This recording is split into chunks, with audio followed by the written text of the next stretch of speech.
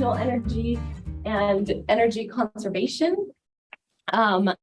So we've talked already about work. So that's how we go from force to energy. Now we're going to talk more specifically about energy conservation problems. So we're hearkening back to the lab that we already did. Okay, so let's talk about potential energy and energy conservation.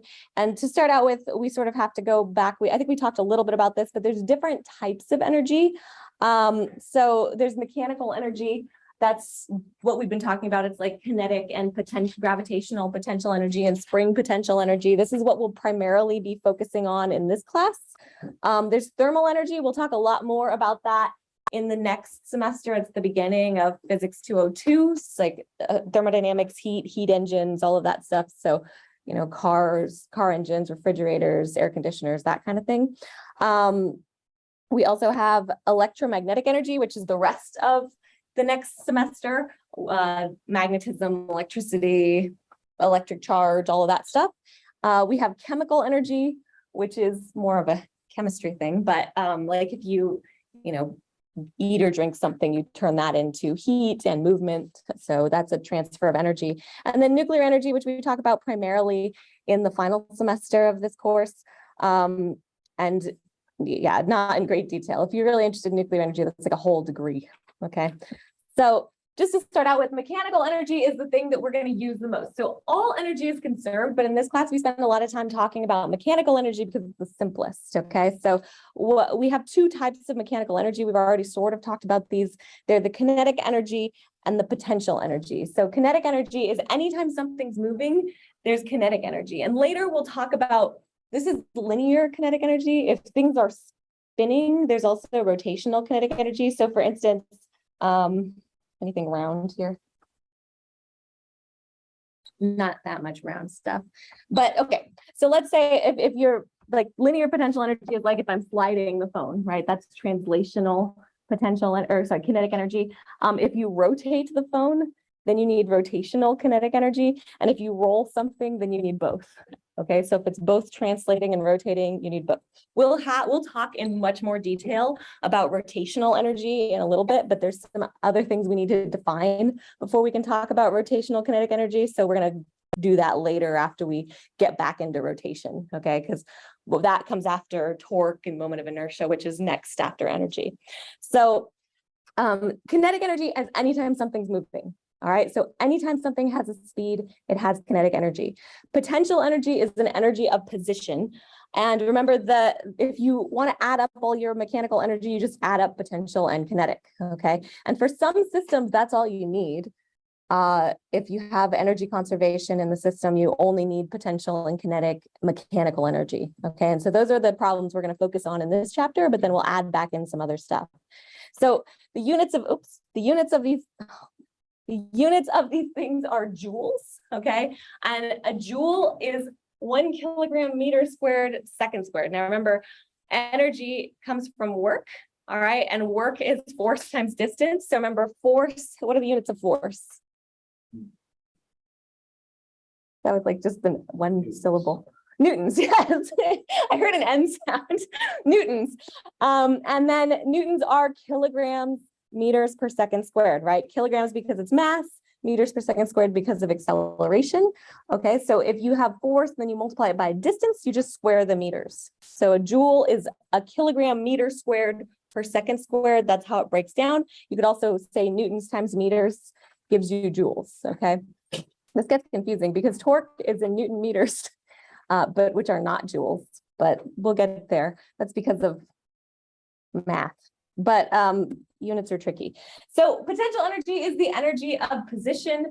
There's lots of different potential energies. We're going to focus primarily on the gravitational potential energy. The gravitational potential energy and the elastic potential energy. Okay, remember, gravitational potential energy is just mg times height, and elastic potential energy usually breaks down to something similar to 1/2 kx squared. Okay, both of these we've run into in the previous chapter. Those are officially our potential energies that we use for mechanical potential energy.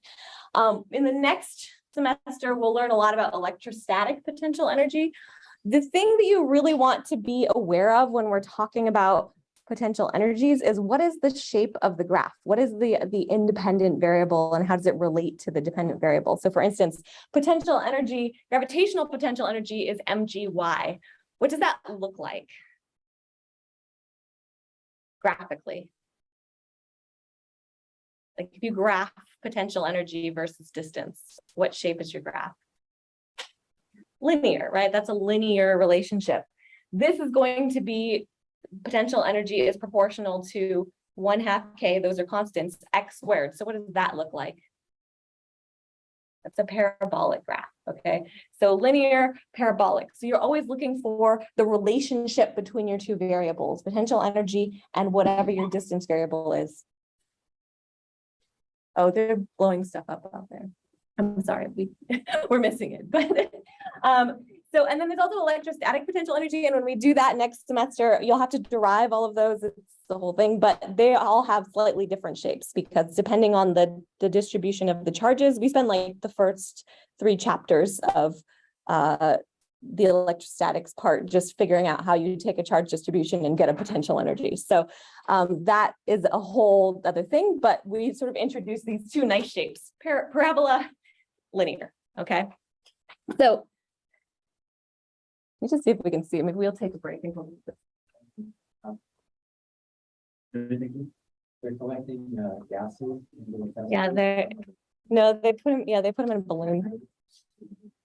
Yeah. Yeah, it's Pi Day across the hall. So is today Pi Day? No, it's not more. That's like that's why it's hard to remember. Okay. It's like Tau Day, but that's in June. So yeah, no, it's neither of those things. All right. Or maybe it's Mole Day. Is it 10/23? No, we're off. Okay, whatever. We've got our dates. Is 10/23 on the weekend? Yeah, it's on the weekend. It's Mole Day-ish. We're off by 3 days. It's approximately Mole Day. Okay. So let's talk about gravitational potential energy. Remember, we've defined this as mgy, and of course, where is this applicable? Well, it's on Earth, right? So gravitational potential energy, if you're out in space, is it going to be mgy? No, you'd have to use the actual, you'd start with Newton's law of gravitation and calculate the work done by that, and that would give you something that's like an inverse. So we'll get to that later. But yeah, gravitational potential energy is defined as this. Remember, it's linear, but it only really depends on height. It doesn't depend on your x position. So we'll try out a problem.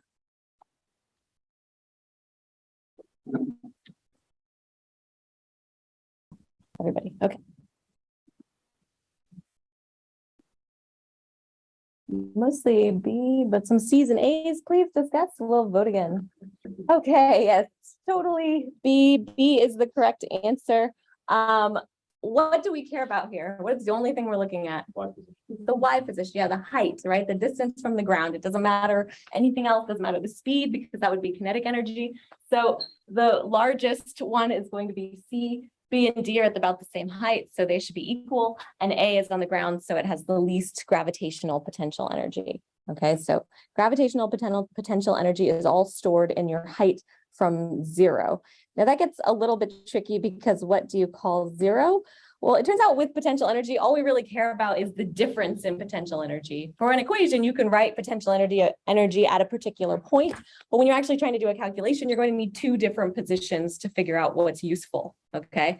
And the reason for this is, remember, we can pick our coordinate systems to be anything that we want. So for instance, in this situation, okay, let's say I don't have a rock, but I have a golf ball, okay? If I have a golf ball, I can say that, if I could say this is 0, right? Yeah. And then I move it to 1 meter, okay?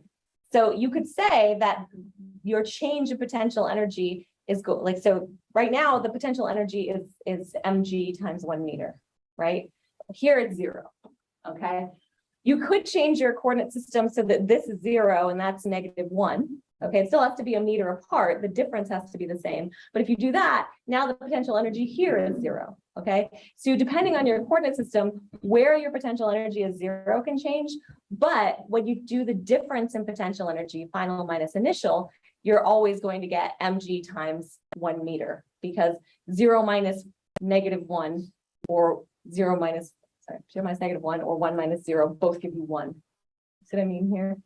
Okay, so the zero potential energy can change locations, but when we're calculating a problem, we're always dealing with the difference in potential energy. So you can pick any coordinate system you want. What doesn't change is the change in potential energy. So displacement, remember, is an invariant quantity. And in physics, invariant means no matter what coordinate system we pick, we're going to get the same answer. Okay, so we always get the same answer for displacement. If you displace this 1 meter, you can call anything you want 0, but once you subtract the 2 points, it should always give you 1 meter. Even if it's negative? Yes, yes, yeah. I mean, if it moved -1 meter, it should be -1 no matter what coordinate system you pick. Okay, all right. So what matters, remember, is the change in potential energy. So even though we have a definition for writing just potential energy at a point, it's never going to be the only thing you have in a problem, okay? So remember, conservation of energy says that energy should be the same in a system. And remember, we define system as whatever you want it to be. You just pick the items that go in your system, and then everything else outside the system is called the environment. Okay, so if you add energy to your system, it stays in the system unless it, like, you have to keep, if you keep track of all the energy going in and out and all the energy in the system, it should always add up to the same amount. Okay, so for instance, when we talked about throwing something in the air, right now, this ball only has the potential energy from being at this height. Oh, well, okay. That was a little way. I found it. It's a very bouncy ball. Put it over there. Okay, so if right now it's not moving, does it have kinetic energy? No. Does it have potential energy? Yes. Yes. So actually, the easiest thing is right now it has potential energy. How did it get the potential energy? I pick it up. So if it starts here, let's say this is fully 0 in our situation, just because it can't go lower. Okay. What am I doing here? If the ball is the system, what am I doing? What would you call this in physics? I'm applying a force against gravity, right? And I'm doing work. I'm the environment. I'm external work on the ball.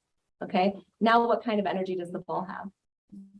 Potential energy. Okay. If I drop the ball, right, it has potential energy, right? And then as it drops lower and lower, it has kinetic energy. Okay. But it still has some potential energy, just has less potential energy, then it has a little bit of kinetic energy. But remember, they always have to add up to the same amount. So if I put in work external, right, of 4 joules, as it falls, like right here, it has a potential energy of 4 joules. Now it has a potential energy of 3 joules. Now it has a potential energy of 2 joules. Now it has a potential energy of 1 joule, okay? And then it has kinetic energy. So as it goes down, right here, it has kinetic energy of 0. Now it might have 1 joule of kinetic energy, then 2, then 3. It always has to add up to 4. So if I have 2 joules of kinetic energy, how much potential energy do I have?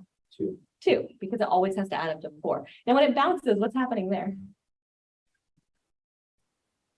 So some of it's so listen to this. What do you hear when it bounces?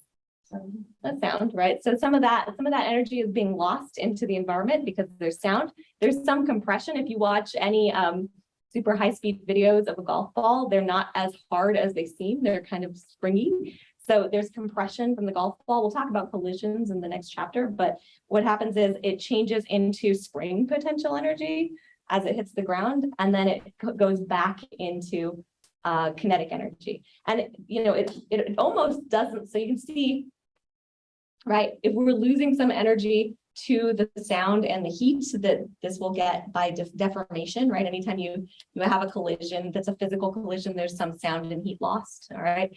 So if I leave my hand exactly where I drop it, will the ball get all the way back up?